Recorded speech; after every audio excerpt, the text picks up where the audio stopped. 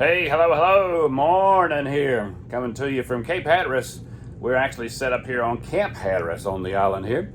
And I'm going to show you, I want to just show you here, take a look at what we can see. As I just walk you through the camper this morning, I got my coffee already on, so if you got smell-o-vision, you can probably smell my coffee going. Look at that. That is out my back window. That's Pamlico Sound. Oh, that is beautiful. During the day, there's a lot of kite surfers out there, and watching those are pretty awesome there. That is one amazing view. A little bit chilly there this morning. We didn't bring a lot of heavy clothes with us, so we're going to stop back by the storage unit and get some winter clothes out, some heavier ones anyway, but that is one awesome sight. Beautiful view. We're backed up right to the marsh there. Let me just take you outside here. I'll get you a little bit closer view of it there. Let's get outside here. Sun's out already this morning. It's a little chilly, but sun is out, so it'll warm up later in the day. Down the steps we go, and oh wow, look at that. We are again back right up to the edge of this campsite and up the marshland right out behind us. Looks like it's about 500 feet or so from the Pamlico Sound. Windy. It's been windy here every day. I can hear the covers on my slides whipping a little bit, so it's a little bit windy. That is an awesome view. Never get tired of that. During the day, there's usually a couple of dozen kite surfers out there, and that's super entertaining. And you haven't seen beautiful sunsets till you see the sunsets over the sound at night.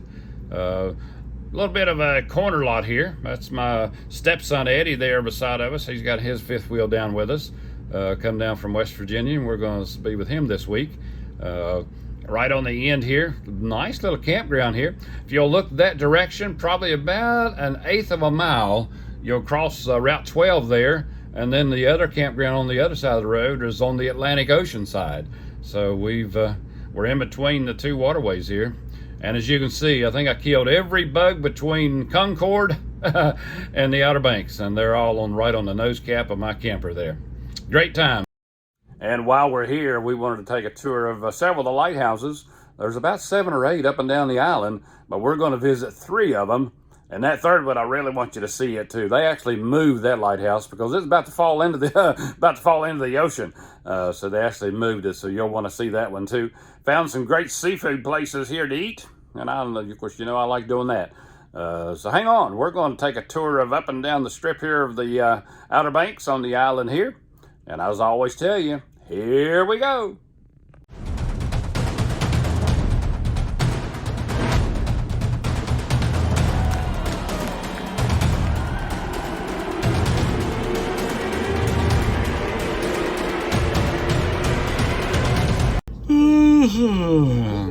Yeah, it was early when we got up, leaving out of the Camping World Race Resort. Dark 30. Traffic was light, but then that's why we like leaving so early in the morning. Don't have to fight any traffic. A little bit dark. You can see the sun starting to pop through. So I got a couple of little Debbie cakes shoved in my pocket. So coffee is in the tray, and we're ready to go. Sun's coming up. We're going to meet her son Eddie Ray up here in Durham at a rest stop. We're going to spend the week with him there at Cape Hatteras. Traffic getting a little bit heavier. You wouldn't think it would be that early in the morning, but people, I guess, got places to go. As you can see, boy, that bright sunshine ready to pop right through the trees there and get me wide awake here. We left at dark 30 this morning and been driving a couple hours. Stopped here at the rest area, button down the hatches, check everything on the camper to make sure everything is still with me that I wanted to stay with me. We're meeting Glenna's son. He's going with us. He's meeting halfway down and going to convoy with us down to Cape Hatteras for the week. He's got his new camper, so we're going to have a blast down at the Cape. Be able to see the sound. We'll take you around to see some lighthouses and all kinds of goobly fun we're going to do this week. So that'll be a fun week. All right, here we go. And we stopped for breakfast or a little bit of brunch there. My little Debbie cake was gone. A little bit early for lunch, but I did get me a dog. We stopped in Nashville. Not the Nashville you're thinking of. This is Nashville, North Carolina. And we did get back on the road. I didn't realize there were so many cotton fields on that side of North Carolina. But we were making the trip, and that done warned me. Hatteras Bridge is coming up. You know how I feel about bridges. I don't like the real high ones, and I do not like bridges over water. But here we go. Look at that. Oh boy. Yeah, me. Yep, water on both sides. Not a big fan of them. Everybody knows that. So I got through that bridge. Sure enough, Jennifer ahead of me in the Montana up there kept saying, one more coming up, Pat, and one more after that maybe. And look how long this one is. And no, it wasn't funny. But we made it across a lot of deep water. That's the Pamlico Sound there. If you can bear to look side to side. Pamlico Sound was on both sides of this bridge. And a lot of good views if you can stand to look out. Finally made it over the hump and I can see land ahead of me. Good deal. And of course, got a little bit of land under my feet, and here we go again. She radioed back and called me on the phone and said, okay, one more coming up, be ready. And you can see the Montana right ahead of us there. As we cross, at least it is a 4-lane. And again, we're back over the Pamlico Sound as we head over to the Outer Banks right on the other side of this bridge. Man, that's a high bridge. We're looking over both sides and sort of enjoying the view if you can stand the cringing that you do. Now we're entering the Cape Hatteras National Seashore as we start down the island. Yeah, boy, look at that. Another bridge. This is the last one, they tell me.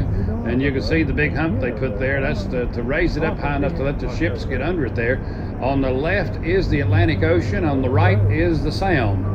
And this is where the two meet right here. So they raised the bridge to let the big boats come under.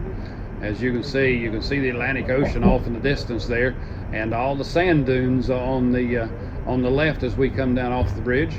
That is the Sound on the right. So the water's pretty close right here at this exit of the bridge. Boy, I'll be glad to get off these bridges. Not a big fan of them at all. And you can see as we drive down toward the Cape Hatteras, you can see all the sand dunes. They urge you not to get on the side of the road because we saw several vehicles that got in the deep sand and they did not get out.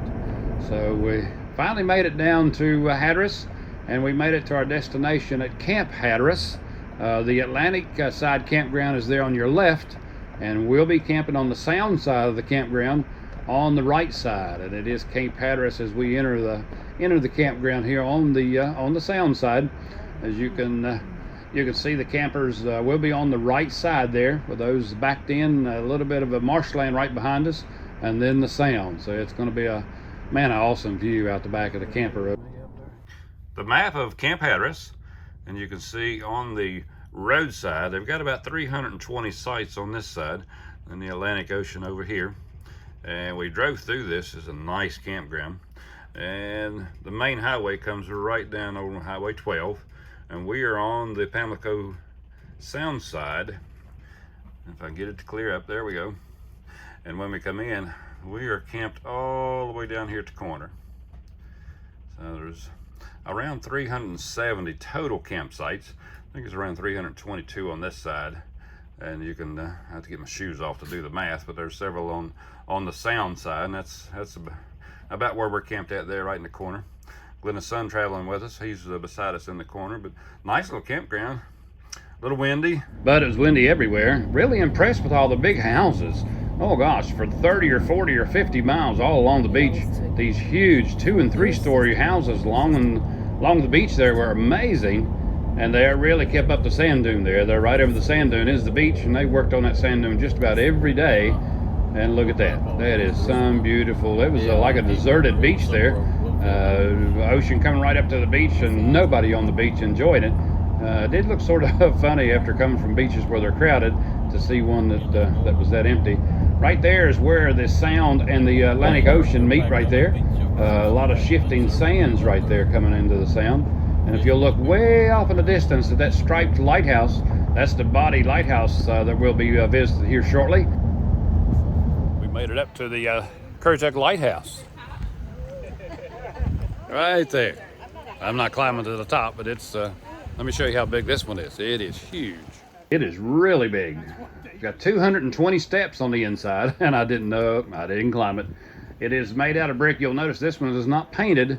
And at the end of this video, I'll give you a little clue as to some of the history on why the lighthouses are painted and why they're painted the way they're painted. And that'll be a good little bit of history there. That booger is 162 feet high, and it is at the base of it is just under 6 feet thick. So that one's not going anywhere.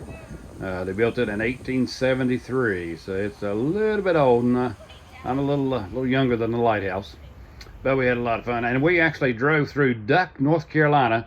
If you ever thought there would never be a name of one, there's Duck. We drove right through it there at Duck, North Carolina. And we had breakfast. My buddy Kevin recommended, hey, if you're up that way, have breakfast at Jolly Roger's, and we did. And man, was it there's Jolly, or is that Roger? I'm not sure, I was with him. Look at that breakfast. Oh man, it was awesome. All with the grits. I'm not much of a grits guy, but boy, that was a good breakfast. And the next one on our tour there, that's the Body Island Lighthouse. You see the black and white striped one out there. Body Island was named that because of all the shifting sands where the Sound and the Atlantic meet. Mariners there had over 600 shipwrecks, and believe it or not, the bodies from those shipwrecks were washing up on shore right at the Sound where the lighthouse was. So the government named it the Graveyard of the Atlantic, and it became the Body Lighthouse. It is constructed in 1848, but the base of it was a little bit soft, so they tore it down. Built it again in 1861, and the Confederate soldiers come along and blew it up. They rebuilt it a third time, and it opened in 1872. Notice the black and white stripes again at the end of the video. I'll tell you exactly why some of them are painted the way they are, but the Body Lighthouse warned a lot of soldiers to stay away from the sand. And next on our list, the Cape Hatteras Light Station. It was built all the way back in 1872. One of the tallest ones on the North Carolina coast at 192 feet. Now this one's got a little bit of history on it because it was built so close to the coastline it was about to fall into the ocean. So back in 1999, the government decided they're going to move it, and they did actually move it 2,900 feet back to where it sits, right where you see it there. They moved the houses that the light keepers were with, and it was quite a historic kind of a move there for the government, but they wanted to restore it. Actually, all the lighthouses up and down the coast still function, even though most of the mariners now have cell phones. They pretty much know to stay away, but the lighthouses are still functional. There you can see actually where it was originally, and that's the path that they cut to move it that 2,900 feet to get it into the resting spot where it's at now. So there's a little bit of history there with the Cape Hatteras Light Station. Like I say, it is a spiral black and white striped, and it is striped that way for a reason. There's the pathway now, which is all grown up in trees, but they did successfully get it moved to preserve it for us all to be able to see it. There's a little shot of it I took through the window of the caretaker's house. It is really tall, and it is a beautiful sight there. Here's again the black and white striped Body Island Lighthouse, and the stripes are an identification for the mariners when they're out in the ocean during the daytime. At night they can see the lights, but during the day they can use the colors and the stripes of the lighthouses to determine where they're at. Their maps would show them the distinguishing marks on the lighthouses, and they could pretty much tell about where they were on the coastline. They spaced them along the North Carolina coast. They're anywhere from 32 to 40 miles apart. This one you'll see, that's why the Caretaker was unpainted. It's left brick. The Body Island is a black and white striped, so it's pretty identifiable out from the ocean out. The mariners could always see about where they're at just by the color of the lighthouse. The Ocracoke we didn't get down to. It is a solid white. Cape Lookout up north is a checkerboard, and of course you saw the Cape Hatteras. It is a black and white striped lighthouse, but it did let the mariners know during the daytime sort of where they were along the shoreline. Their maps would let them know, and it was a good way really to tell where they're at, just by seeing the lighthouse out in the ocean to say that's where we're at. Here's another one of the beautiful sunsets that we had right there where we were camped at on Camp Hatteras. It was an awesome sight seeing all these kite surfers out there. We want to thank you for watching our video. Hey, hit that subscribe button right there in the corner. We'd love for you to follow our adventure. Do the like button there. That really helps me if you'll click on the like button. Leave me a comment. Let me know if you've ever been to the Outer Banks and where you stayed. Did you camp? Which campground did you stay at? And tell me what you thought of the video and what do you think about those amazing sunsets. We had a blast down there. It was a little bit windy, but the wind did calm down. We had a lot of fun touring. The next video you'll see that me and Glenna, along with her son Eddie Ray and wife Jennifer, we had a lot of fun fishing. I'll get you that in the next video, and we'll take you up to the Wright Brothers Museum. But again, click that subscribe button, and as we always tell you, Glenna and I both want to say, God bless you.